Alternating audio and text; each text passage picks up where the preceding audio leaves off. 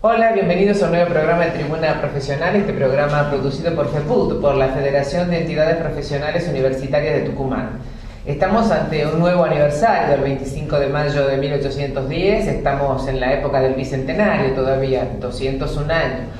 De todas formas es interesante poder hablar de estos temas porque no es solamente la fecha puntual, sino que el 25 de mayo debería vivir en todos nosotros como un hito tradicional, digamos, y además que ha formado parte de nuestra vida desde el momento que vamos a la escuela y nos empiezan a enseñar. El tema es saber cómo se vive esa independencia hoy, porque lo que pasó hace 200 años fue toda, digamos, una epopeya que la estudiamos permanentemente, y para eso también tenemos dos especialistas, dos profesoras, la doctora María Celia Bravo, que es doctora en Historia, profesora de Historia Argentina de la Facultad de Filosofía y Letras de nuestra universidad, y la doctora Graciela Paula Lupiáñez, que es también magistra en Historia y profesora de Historia Contemporánea también de la Facultad de Filosofía y Letras.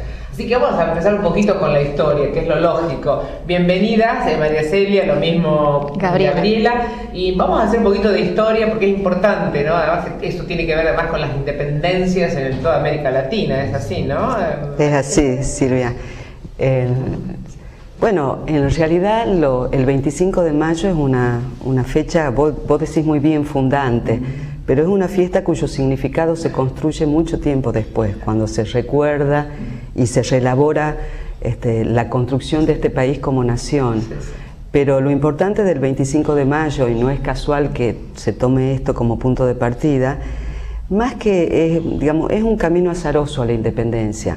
Probablemente, y eso quizá Gabriela nos puede explicar mucho mejor porque ella hizo un máster específico en esa dirección, pero me parece que el 25 de mayo no era un camino hacia la independencia trazado claramente.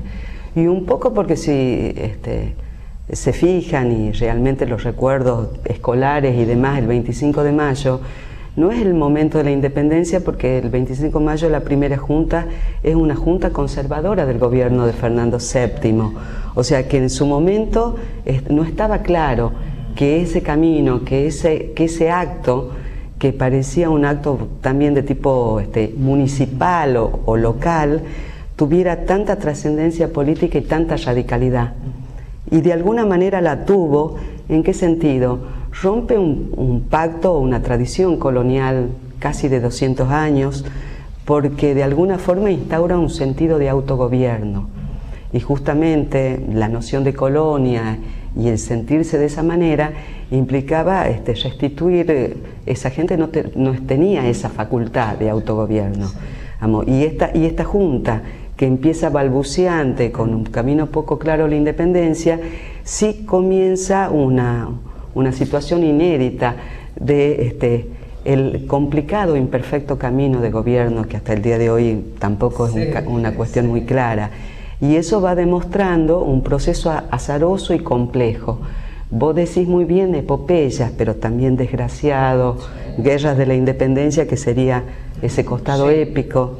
Pero también guerras civiles. Lo que pasa en 1810, hay cosas que tenemos que ver, el contexto de América Latina y sus colonias, con lo que estaba pasando en Europa, que nosotros por general no vemos esa parte porque no sabemos por qué de pronto nos animamos, casi podría decir así, a ver si nos podíamos desprender de España, pero también la situación en España era complejísima, ¿no? Sí. De alguna manera, así es. De alguna manera podría decirse que lo que pasa el 25 de mayo de 1810, que además no sucede solamente acá, sucede en Venezuela, sucede en ese año de 1810 en distintas ciudades americanas, son efectos locales de un proceso, si se quiere, global, es decir, y todo esto iniciado en la península ibérica. Napoleón había invadido la península con sus ejércitos, los españoles se levantan contra Napoleón, el rey está preso, hay un vacío de poder. Y desde acá se decide no rendir obediencia a las autoridades provisionales. En ese sentido, lo que se inicia el 25 de mayo acá es autogobierno, como lo decía María Celia, pero de alguna manera sosteniendo la figura de Fernando VII, reconociéndole lealtad a ese rey que está ausente. En 1810, entonces, de hecho, lo que se inicia acá es un periodo de autonomía que termina el 9 de julio de 1816. Es un proceso, a veces ¿Por la gente qué? confunde las Sí, digamos, ¿La independencia no? No, Sí, el es un 25 de proceso. mayo lo que sucedía, en realidad, efecto de un debate que había sido 3 días antes, el 22, es que la soberanía, el poder, volvía al pueblo, en realidad a los pueblos, ¿sí? Que integraban el virreinato. Retrovertía en depósito provisoriamente, hasta tanto volviera Fernando VII. Eso es lo que se plantea el 25 de mayo de 1810. Sí. 6 años después se decidía que la soberanía ya no la asumía el pueblo en depósito, y ya más bien, o los pueblos en depósito, sino que se volvían titulares de ese poder. No reconocían al rey, y en 1816 decidían formar un nuevo cuerpo político. Ahí está un poco la diferencia entre estos dos momentos. Exacto.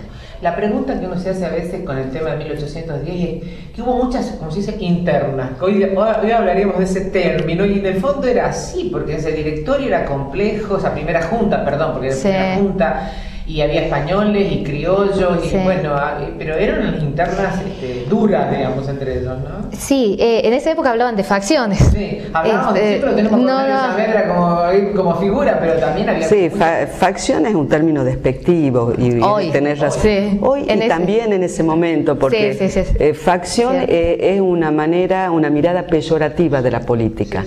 La idea incluso que tenían los revolucionarios franceses, que la política es una actividad disolvente y que genera división y que genera puja de poder. No, la política tiene ese componente, lo tuvo en el pasado, lo tiene ahora. ¿Qué es lo que pasa para que la gente entienda? Digamos, esto que dice este episodio con Napoleón Bonaparte, que demuestra hasta qué punto estaba globalizado el mundo en 1810 y demás, es prácticamente un terremoto político que atraviesa todo un continente. Si uno pudiera ver episodios de este momento que tuvieron tanto impacto en el mundo global, uno podría decir, por ejemplo, la caída de la Unión Soviética. Es un mundo entero que se conmociona. Y a partir de ahí empieza, como te decía, el lento camino de poder formar, de tener una forma de gobierno, en medio de una tradición colonial y en medio de una situación donde no estaba tampoco preparada ni con tanta claridad. Entonces, en gran medida se va resolviendo de distintas maneras. En parte ella explicó muy bien desde el punto de vista de cómo es la noción de las soberanías y demás, pero detrás de todo eso se escondía diferentes formas de arreglo. Las miradas entre las distintas ciudades, las provincias no existían, la provincia es un proceso que se construye después de la independencia. ¿Qué era Tucumán? En ese momento ella lo va a explicar muy bien. Yo lo único que quiero decir, que lo que había es, después de la caída de todo esto, que desaparecen los virreinatos, en realidad todo el poder colonial se pone en cuestión. Ya nada vale de lo que antes valía. Las viejas certezas de 200 años desaparecen, el virrey ya no tiene poder para gobernar, y cómo se construye ese tema de autoridad. Por un lado, bueno, Buenos Aires quiere más o menos seguir teniendo la supremacía, pero están todas las otras ciudades, que son muy pequeñas, lo que eran las ciudades en ese momento. Un país casi semi-despoblado. Un país que no era país. Que no era país, claro. Porque abarcaba territorios que hoy no son parte. De hecho, por ejemplo, Tucumán, que después tenemos que ver cómo era el 25 de mayo de 1810 en Tucumán, formaba parte del virreinato del Alto Perú, digamos, más mirábamos hacia el norte que hacia, digamos, el puerto de Buenos Aires, así, ¿no? Sí. La pregunta es, a mí me gustaría saber, hablar a veces de hombres, porque me parece que es importante hablar de los ideólogos, y en eso a veces yo estudiando y leyendo sobre Monteagudo me doy cuenta que es una figura fundamental dentro del 25 de mayo de 1810, por ejemplo. También lo fue en Bolivia, porque tengo entendido que fue, digamos, él viene de Bolivia con esas ideas revolucionarias, ¿es así? Viene de Charcas. Exacto. Sí. Va a formar parte del grupo más radical, detrás de Moreno, sí. Va a ser una figura que va a ir cambiando un poco, ¿no? Va a ir moderando un poco esa radicalidad, va a acompañar a San Martín luego y va a terminar muriendo. A veces dicen que por problemas políticos, a veces por problemas de pollera, en Perú. Sí. Sí, pero dentro de las figuras, y lo lindo de de pensar en Monteagudo es que es una figura norteña, ¿no es cierto? Pero no, digamos, dentro de las figuras que pueden tomar decisiones en ese 1810, no es de las figuras más relevantes. Vos mencionaste en la Junta, las primeras tensiones son entre Saavedra y Moreno, que yo creo que es importante en la historia rescatar a los hombres, porque estamos hablando de experiencias que nos pueden servir a nosotros. De hecho, creo que ese es uno de los fines que puede tener el estudio del pasado, ¿no? Pero también estos hombres tenían ideas, ¿no es cierto? Creencias con las que justifican sus acciones. Y por ahí Saavedra representaba una forma tradicional, ¿sí?, de entender algunas cosas, y Moreno quería rupturas inmediatas, ¿sí?, y basadas más bien en los nuevos lenguajes heredados tomados más bien de la Revolución Francesa. Y pienso en Saavedra y pienso en Tucumán. Porque a quien Tucumán manda a formar parte de la Junta Grande es Molina, Manuel Felipe Molina, que va a formar parte de la facción saavedrista. Y en todo caso Molina había sido elegido por Cabildo Abierto el 27 de junio. Y en realidad esto nos lleva a cómo llegan las noticias de Buenos Aires acá. Sí, en realidad se tratan acá el 11 de junio. Lo que me parece interesante de todo esto es cómo uno puede pensar. Lo que sucedió en Buenos Aires tiene que ver con hechos que van más allá del Atlántico, pero también repercuten hacia el interior, ¿no? Las noticias oficial. Exacto. Digamos, la circular que envía la Junta van generando distintas respuestas, que es lo que dice Gabriela. Pero aquí en Tucumán, aparte de mandarlo a Molina y demás, adhieren a ese cambio de autogobierno. Después vamos a ver las tensiones exactamente que ella le explica muy bien, y quizá haya también un problema generacional entre Moreno y Saavedra y esa diferencia, ¿no?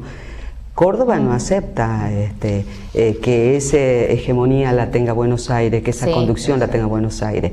Ahí es el primer hecho cruento de la revolución, porque bueno, lo fusilan a Liniers. O sea, aquí se nota que hay una fracción que no quiere cambiar de rumbo y que no hay retorno.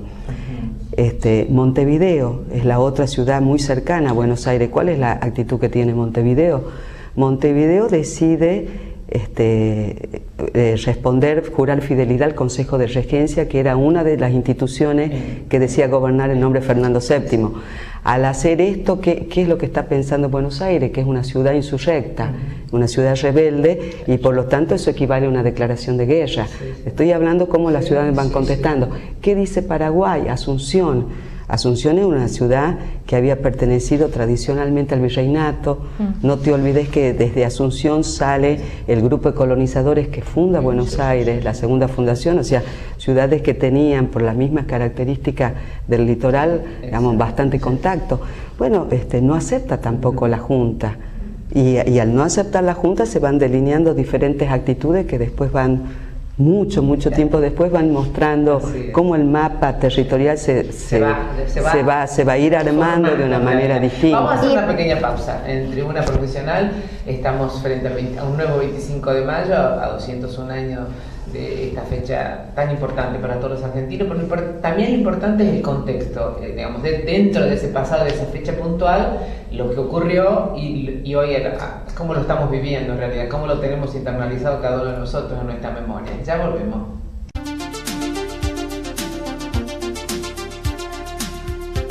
Y seguimos en Tribuna Profesional conversando con dos especialistas en historia, una doctora en historia, una doctora Bravo y una magistra, Gabriela Lupiáñez, sobre el 25 de mayo. Y claro, todo lo hemos estudiado. Yo recuerdo una manera muy linda que presentó en un momento dado un historiador, fue una especie de gaceta, como una gaceta, como el diario, como que hoy leeríamos el diario, y entonces lo que pasaba el 25 de mayo acá en la Argentina y lo que pasaba en todo el mundo, entonces era la forma más sencilla de entender por qué se estaba dando todo esto. No toda la gente sabe Inclusive, ¿por qué hasta San Martín vino a la Argentina? Formaba parte inclusive de uno de los ejércitos, digamos, de los jóvenes en España, y está dentro de la guerra napoleónica, es muy rico todo eso, y la forma de presentar para la gente joven no es tan fácil a veces entender el proceso de lo que pasaba en Europa y acá, ¿no? Y en Tucumán. Yo específicamente ahora quisiera hablar de Tucumán y los tucumanos y cómo se vivió eso en eso. Yo contextualizándolo en lo que planteaba María Celia recién, la decisión de Tucumán de adherir, sí, en realidad hablan de obedecer a ese gobierno, no se toma instantáneamente. La Junta tiene que informar a los pueblos y pidiéndoles adhesión, entonces mandan una circular. Llega a Tucumán la información el 11 oficial, parece que se sabía de antes en la calle, el 11 de junio. Tucumán decide, el Cabildo de Tucumán, que era el órgano de gobierno local, decide respetar las jerarquías y preguntar a Salta, a consultarle a Salta, que era cabeza de la división administrativa del momento, las intendencias. Cuando vuelven las noticias de Salta, se arma un debate que es bien interesante en ese cabildo, y se le plantean 3 opciones a Tucumán. Dentro del cabildo se plantea una, era adherir a la Junta esta provisoria, que es lo que de hecho va a ser. Yo creo que tenían en mente 2 cosas, que la fuerza militar que podía venir desde Buenos Aires, que actuó en Córdoba como señalaba María Celia, pero también los sucesos de un año antes en el Alto Perú. Adhiere a Buenos Aires. Las otras 2 opciones eran seguir la propuesta del gobernador de Córdoba, que era justamente esto, obedecer a las autoridades españolas, ¿sí? Y eso significaba rechazar a las de Buenos Aires. Y la tercera opción fue la que planteó Nicolás Laguna, el hijo de los dueños de la casa histórica, lo pongamos así. Sí, sí. Y a Nicolás Laguna, que parece que era un rebelde con causa, una figura fascinante, sí, sí. Fascinante, sí. Él plantea, y es una voz solitaria, el único que lo apoya en esa discusión, en ese debate, que es el Cabildo Abierto, es el hermano. Y Nicolás Laguna dice, no definamos todavía qué hacer con respecto a Buenos Aires. Consultemos a la ciudad y a las distintas villas y pueblos que conforman su jurisdicción. Consultemos a todos, debatamos sobre eso y después decidamos. Mientras tanto, no miremos con ánimo hostil a Buenos Aires y lo apoyemos en caso de invasión extranjera, que era uno de los miedos que circulaba en el momento. Pero él estaba planteando algo totalmente revolucionario, si cabe. Estaba diciendo, ampliemos las bases de consulta, por un lado, hacia abajo, una cuestión que en la forma de entender la política del momento, saltearse jerarquías, saltearse la decisión de unos pocos que conformaban el cabildo, era una cosa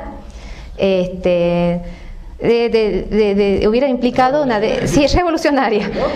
Y la otra cosa era decir, hasta acá funcionó esta jerarquía de ciudades virreinal, en la cual tenemos la capital de Buenos Aires, está Salta capital y nosotros. Bueno, hagamos tabla rasa con eso, porque estamos en condiciones igualitarias a partir de que son los pueblos en los cuales volvió el poder, y decidamos qué queremos.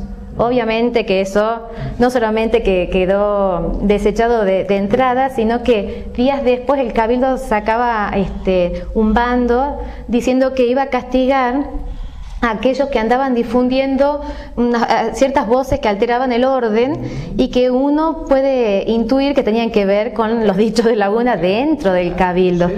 Finalmente, como se decide obedecer a la Junta aparte pedía que se mande un diputado. Eso se va a decidir, se va a elegir 2 días después, el 27 de junio. Entonces, todo este proceso en relación al 25 de mayo, como decimos, en Tucumán, llevó un mes.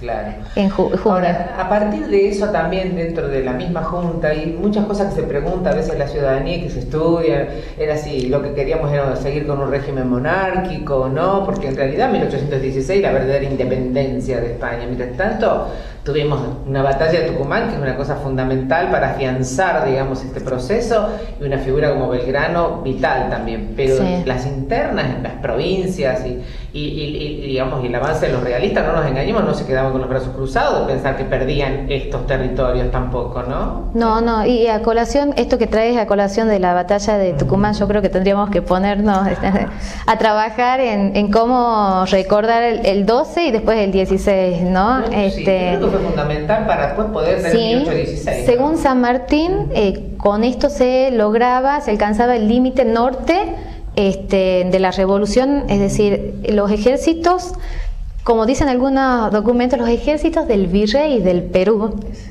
que eran sí prorrealistas, pero nosotros nos veían como insurgentes, es decir, en estos dos ejércitos hubo americanos, ¿no? De un lado y del otro, los que se enfrentaron. Los ejércitos que venían desde el norte y tenían la idea de poder unir fuerzas en el sur y llegar a Buenos Aires, no lo pudieron hacer después de 1812. A Salta la invadieron repetidas veces, luego de 1812, pero Tucumán no. La valentía de personas que, por ejemplo, como los jujeños, con el famoso éxodo, porque miles de kilómetros de Buenos Aires, las noticias llegaban... Y bueno, esos son los costos de la guerra de la independencia y lo que le da un sentido social a la revolución. Porque si bien estamos hablando de lo que va pasando en el Cabildo y esto se decide en una situación restrictiva de la gente decente, que era la que podía más o menos ver hacia dónde se inclinaba la nave de este país que estaba por empezar o no se sabía bien, o de estos territorios, para decirlo en un sentido más estricto. Es verdad que la revolución, que también es otro costado interesante desde el punto de vista social, digamos, así como se mueve la estructura y el edificio político, también se mueve el edificio social. Y si bien siempre esta zona del virreinato, el Río de la Plata, por el hecho de ser poco poblada, de las posesiones españolas la menos importante, el virreinato se había hecho para buscarle sobre todo una salida a la Plata de Potosí, del Alto Perú, también mueve ese edificio social. ¿En qué sentido?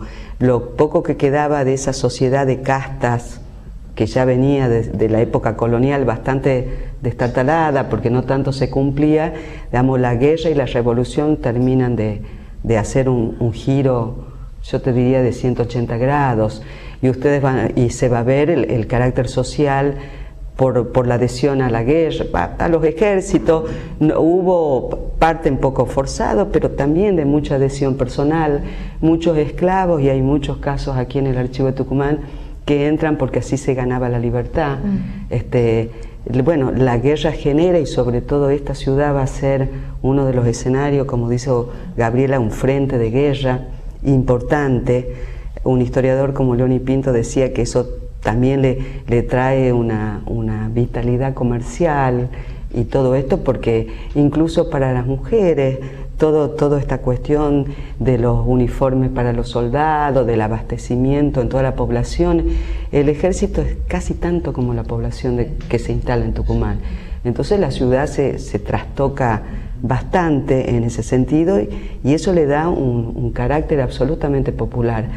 Esto no hubiera pasado, todo lo que pasó, las guerras y los sufrimientos y la parte épica, este costado épico que tiene la revolución, si no había esta de expectativa, de entusiasmo. Digamos, eso es una tarea como esa, es inescindible de las perspectivas, en una situación de mucho interrogante económico y de mucha crisis económica, ¿no? De todas maneras, en todo este proceso también Buenos Aires juega un papel fundamental, creo que hasta nuestros días, ¿no? Porque no nos engañemos, sigue siendo un país importante. Argentina no lo dudamos, pero siempre es como que miramos hacia Buenos Aires. No, pero Gabriela tiene razón en esto, Silvia. El norte fue clave para la existencia del país que tenemos. Les guste, a cualquiera o no les guste. Y la batalla de Tucumán es una batalla decisiva para que todo este nuevo escenario político continúe. Sí, yo digo que aquí nos están haciendo señas. No, pero yo digo que el 21 de septiembre de 1812 es como que, bueno, deberíamos entre todos los tucumanos hacer que sea un feriado muy importante, no solamente en Tucumán, sino nacional, como fue la Vuelta de Obligado, que me parece fantástico. Y creo que todo eso se puede hacer, digamos, desde Tucumán también.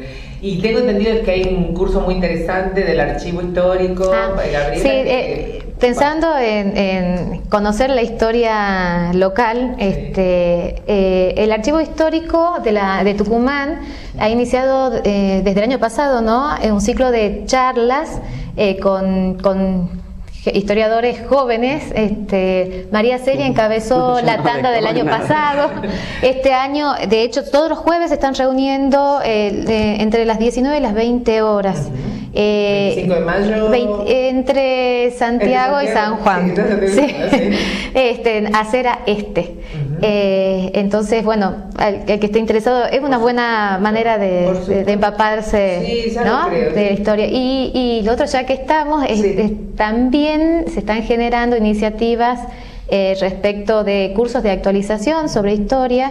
Entonces hay asociaciones sindicales que están promoviendo sobre historia de Tucumán. Paula Parolo está en ese curso, y entonces que quienes estén interesados estén atentos. Entre junio y agosto vamos a estar con muchísimo gusto. Nosotros a través de Tribuna Profesional lo vamos a ir pasando las fechas que ustedes nos hagan llegar, porque siempre decimos que uno puede entender el presente siempre y cuando pueda hacer alguna lectura, digamos, cada uno desde su punto de vista, de nuestro pasado, ¿no? Y eso también nos ayudará seguramente hacia nuestro futuro. Les agradecemos muchísimo a estas dos preclaras historiadoras que tenemos en Tucumán, y como siempre, Tribuna Profesional con los temas que le importan a la gente. Y en este caso, una revolución que ocurrió hace 201 años tiene que seguir motivándonos para tener una Argentina mejor. Les agradecemos mucho y estamos con ustedes en el próximo programa. Gracias.